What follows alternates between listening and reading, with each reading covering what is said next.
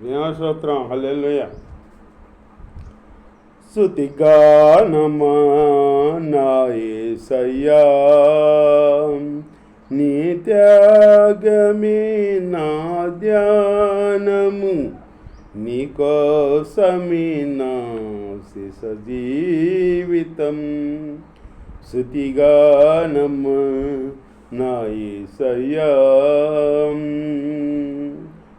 నా హీన స్థితి చూసి నా రక్షణ శృంగమై, నా హీన స్థితి చూసి నా రక్షణ శృంగమై, నా సన్నిధి నీ తోడని నన్ను ధైర్యపరచిన నా నజరేయుడా, మా సన్నిధి నీ తోడని నన్ను ధైర్యపరచిన నా నజరేయుడా, నా నజరేయుడా. స్తుతిగానమం నా యేసయ్యా,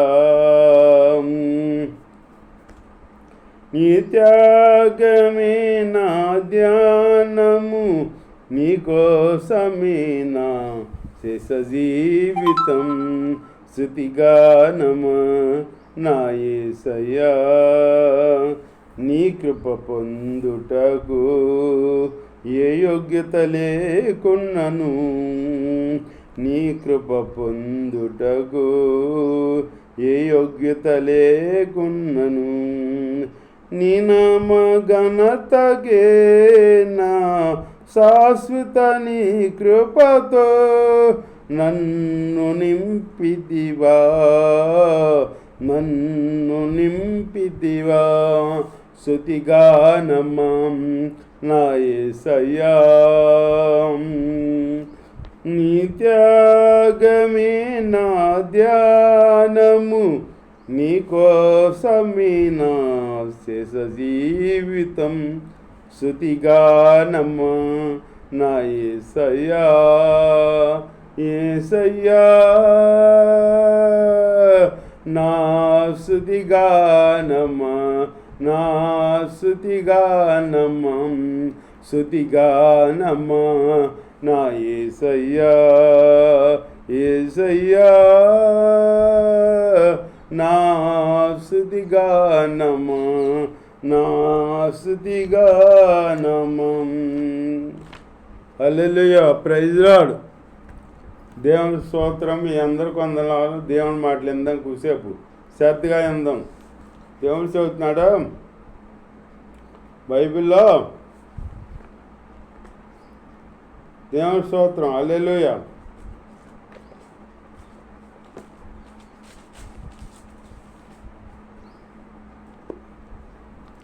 దేవుడు 20వ అధ్యాయం నిర్మాకాండం 20వ అధ్యాయం 24 మాట, 23వ మాట, మీరు నన్ను కొలుసు వెండి దేవతలైనను బంగారు దేవతలైనను చేసుకొనకూడదు.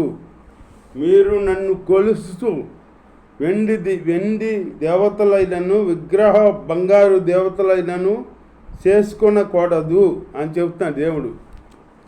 మనం దేవుణ్ణి కొలిచేవాళ్ళం వెండి విగ్రహాలు వాటికి మనం కొలవకూడదు, వాటిని చేసుకోకూడదు, వాటికి సాగిలో పడకూడదు.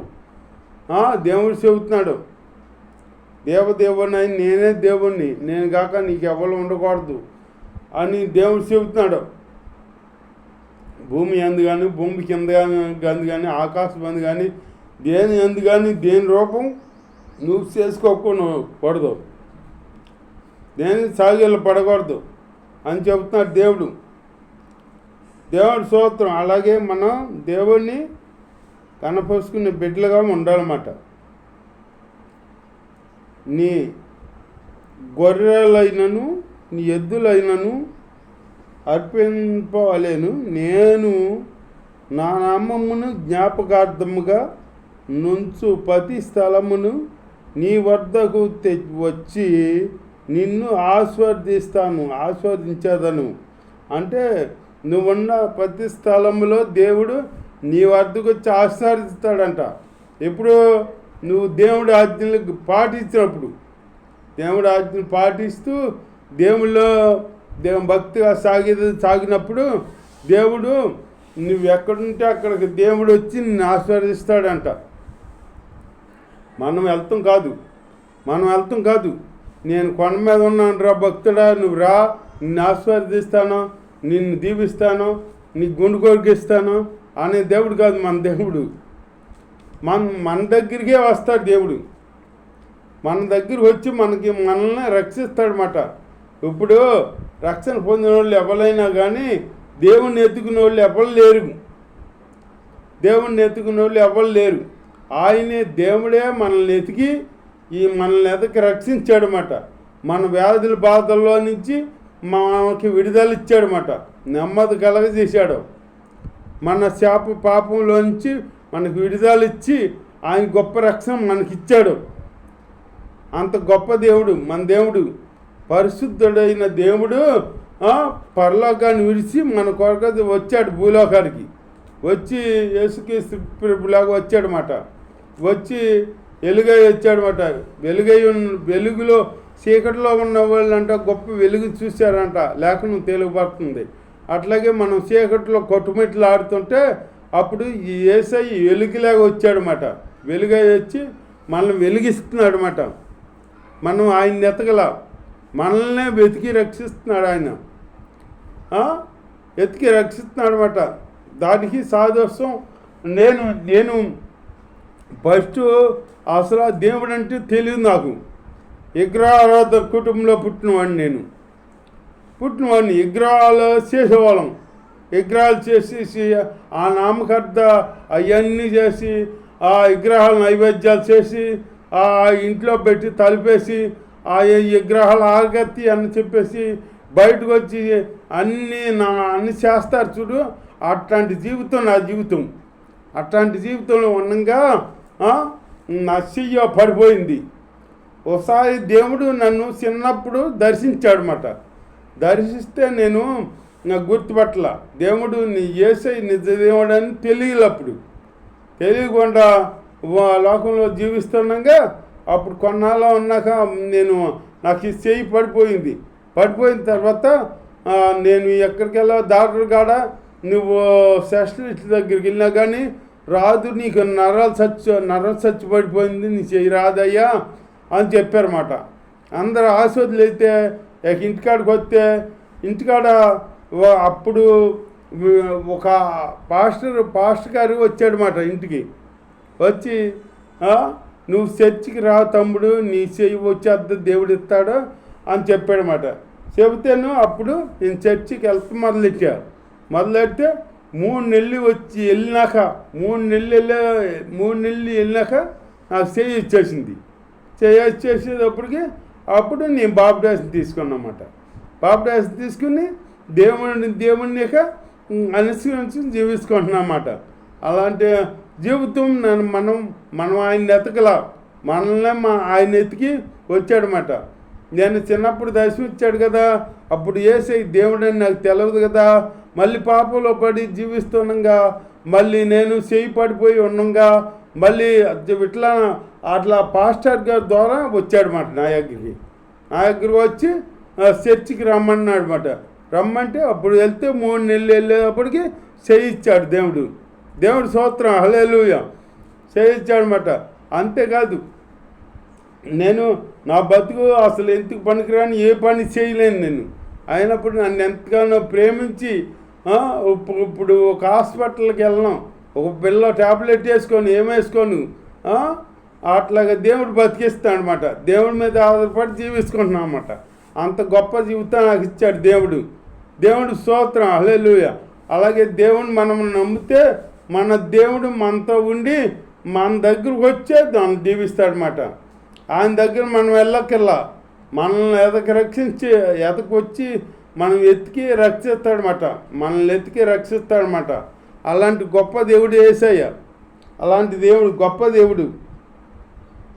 నీవు రాళ్ళతో నీవు నాకు రాళ్లతో బలిపీఠమును చేయునప్పుడు మలిసిన రాళ్లతో దాన్ని కట్టకూడదు. మలిసిన రాళ్లతో కట్టకూడదంట. దానికి నీ పనిముట్లు తగలనివ్వకూడదంట. తగలనిచ్చిన ఎడ్ల అది అపవిత్రమగును. మరియు నా బలిపీఠం మీద నీ దిగంబరత్వము కనపడక ఉండునట్లు జాగ్రత్త పడాలన్నమాట. మన దిగంబరాత్మ ఆయన కనపడకూడదు. ఆయన కనపడకుండా జాగ్రత్త పడాలన్నమాట. మన దేవుడు ఎవరో పరిశుద్ధుడు. పరిశుద్ధమైన దేవుడు. పాపులు రక్షించబడే కానీ దేవుడు పరిశుద్ధుడు. పాపంలో ఉంటే మనల్ని రక్షించడం. పాపంలో ఉండి పాపం చేసి అంతకితం నేను పాపిని ప్రభువా నన్ను క్షమించు, నేను పాపం చేయను, నన్ను రక్షించు, నా పాపంలో నుంచి నాకు విడుదల ఇవ్వు అని నువ్వు వేడుకున్నావు అనుకో, అప్పుడు దేవుడు నిన్ను రక్షిస్తాడనమాట. అలా రక్షించిన వాళ్ళు బోల్డ్ మంది ఉన్నారు. ఇప్పుడు సేవకులలాగా సేవ చేస్తున్నారన్నమాట రక్షించబడిన వాళ్ళు. ఆశి వదిలేసుకుని లోకంలో అన్నీ తిప్పేసి ఆశ వదిలేసుకుని ఉన్నవాళ్ళు దేవుడికి ప్రార్థన చేసుకుంటే దేవుడు వాళ్ళని రక్షించాడనమాట. రక్షిస్తే వాళ్ళు ఇప్పుడు దేవుడు సేవ చేస్తున్నారన్నమాట. అలాంటి గొప్ప కార్యాలు చేస్తాడు దేవుడు. అలాంటి కార్యాలు చేస్తాడనమాట. మనం దేవుని నమ్మి విశ్వసించి ఆయన్ని మనం దేవుడిగా చేసుకుని మనం ఆయనతో జీవించామనుకో, ఆయన మనకి ఏ లోటు రానివ్వడో, ఏ అపాయం రాదు. మన శత్రువుల ఎడలో ఆయన యుద్ధం చేస్తాడనమాట. మనకి ఆరోగ్యాన్ని ఇస్తాడు, సమస్తం ఇస్తాడనమాట.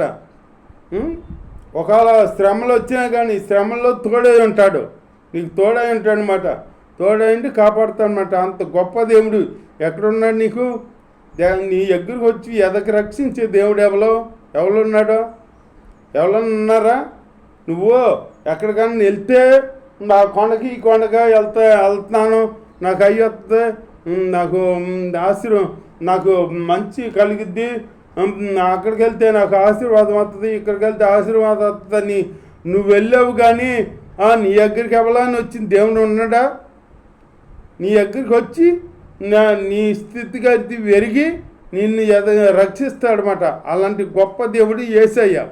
అలాంటి గొప్ప దేవుడిని మనం వదిలేసి కాదనుకుని మనం పెడసేని పెట్టేసి లోకంలో జీవిస్తారన్నమాట. లోకంలో అలవాటు పడిపోయి లోకంలో ఏమన్నాయి? శరీరాశ, నేత్రాశ, జీవడమ్ము లోకంలో ఉన్నాయి అన్నీ. ఆ అపవిత్రమైనవి అంటే ఇప్పుడు మనకే చెడు మార్గానికి వెళ్ళేది ముందు వేశ్య దగ్గరికి వెళ్తాడు ఒక అతను. వేశ్య పెదవులంట ఏంటి తేనె కారుద్దంట, తేనె. ఆ వేసి ముందు మురిపెత్తుంది, మనల్ని లాభం చేద్దాయి. తర్వాత మనల్ని సంపద కాడదు. అట్లా బైబిల్లో ఒక ఆవిడ ఉంది, ఒక ఆయన అట్లాగే చంపేసింది అన్నమాట. వేసుకి దేవుడు వరాన్ని పుట్టి పాపంలో పడిపోయి ఉండేటప్పటికి ఆ వేసుతో కలిసి సవస్ చేసేటప్పటికి ఈ పాపం చేశాడు కదా, పాపం చేసేటప్పటికి ఈ శత్రువులు పట్టుకున్నారన్నమాట. పట్టుకుని కళ్ళుపోటు చేశారన్నమాట. మరి పాపం సూపులు ఇది చేశాడు కదా, అందుకే కళ్ళుపోటు చేశారు.